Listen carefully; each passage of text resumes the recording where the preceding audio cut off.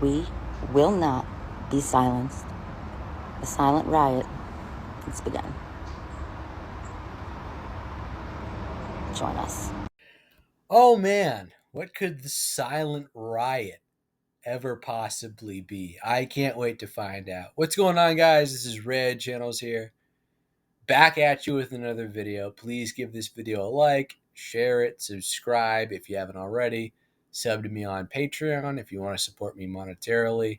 And let's hear a little more about what is this silent riot that liberals have in store for us? Let's dive right into the liberal hive mind. Our lovely administration wants to put all of our data into one area, to where every piece of information they have on anybody in all of the states that I just listed, every single person, they want to put all of the information into one area, and there's only one reason to do that, and it's not for good reasons. They claim they want to do it because it will help facilitate their immigration policies and whatnot. What they really want is the more information you have on someone, and I mean everything, the likely they can use that information against the people that they don't want, that they don't like. Like, oh, I don't know, people like me or other people like me, you know, that say things and talk about things we don't like and make, bring attention to the things that our lovely administration doesn't want anyone else to be talking about. They're not going to bring him back. They're not going to bring back Kilmer Garcia.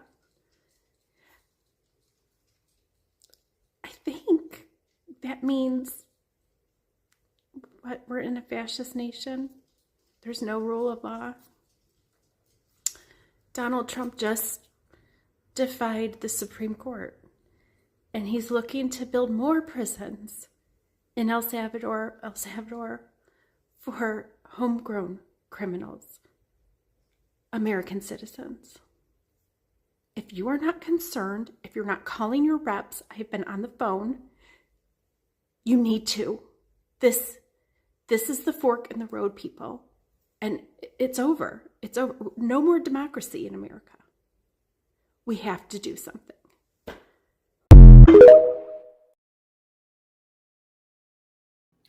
Oh man, it is just so nice to see the distress in this woman's face. And I know that sounds a little mean-spirited. I know that sounds a little awful, but seriously. She's like, this is the fork in the road, guys. This is the crossroads. We need to choose between right and wrong here. Yeah, lady, because your side totally isn't pushing for the sterilization and mutilation of children. Okay.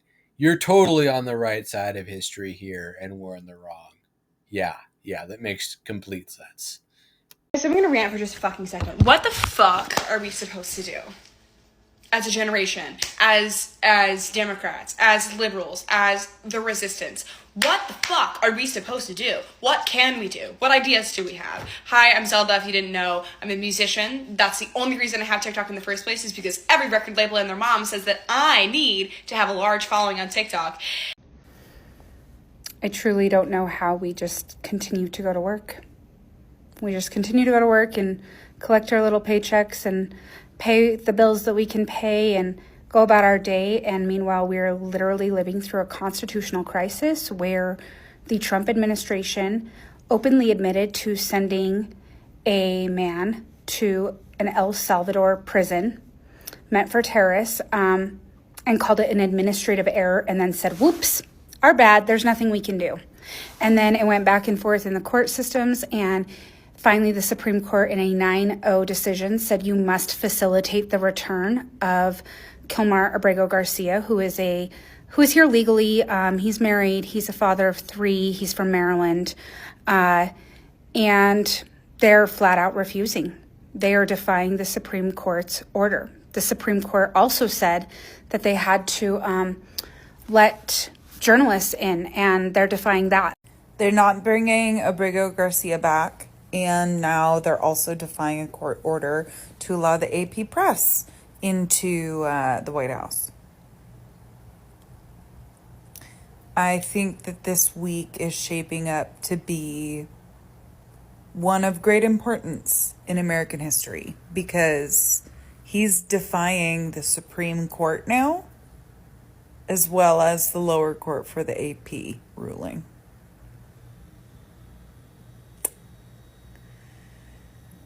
Here we go. I hope we still have an America after this week. Maybe he'll get forcefully impeached. I can dream.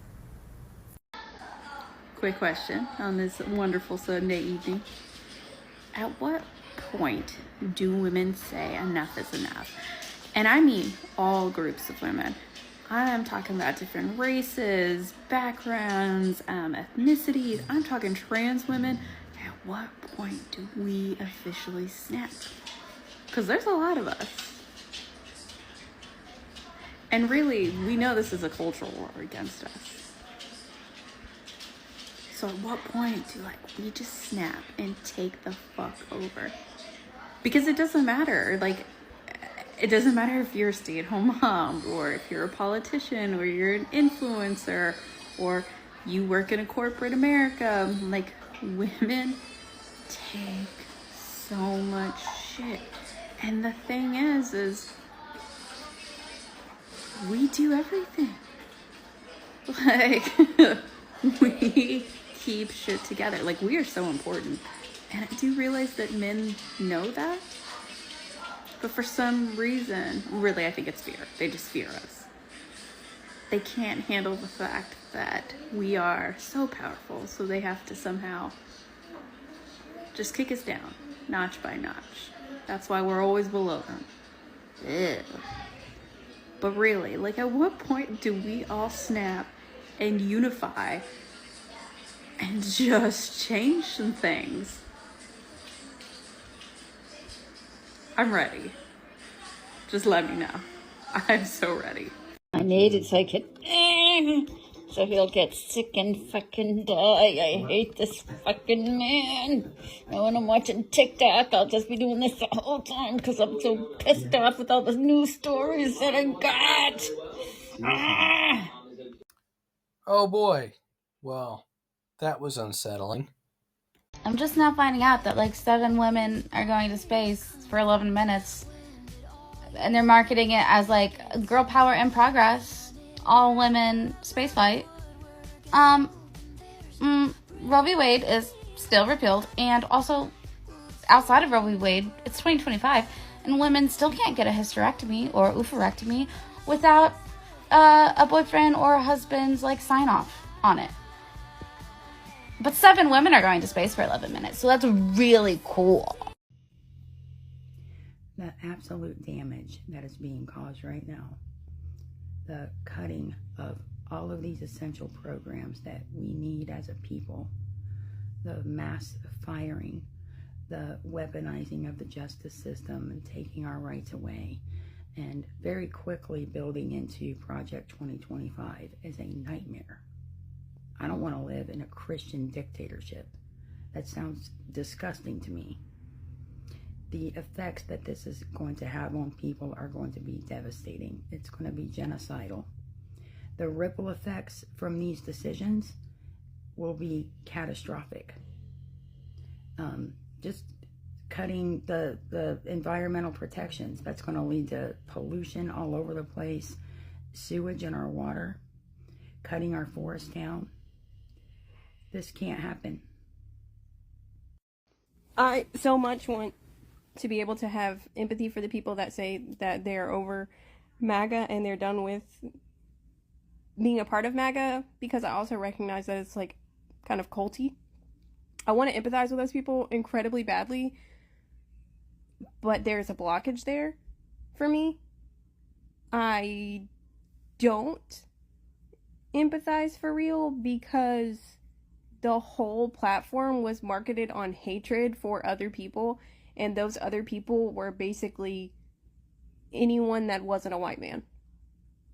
So you voted against everyone but yourself. And now that all of the things that they said was going to happen are happening, you're having a change of heart because it's happening to you. The empathy is not empathying. It's not there. Like, I want to be like, oh yeah, that's so great. I'm so glad, you've had a change of heart. But like, it's kind of like a day late, dollar short. If you support Trump, get off my fucking page. If you're a homophobe, get off my fucking page.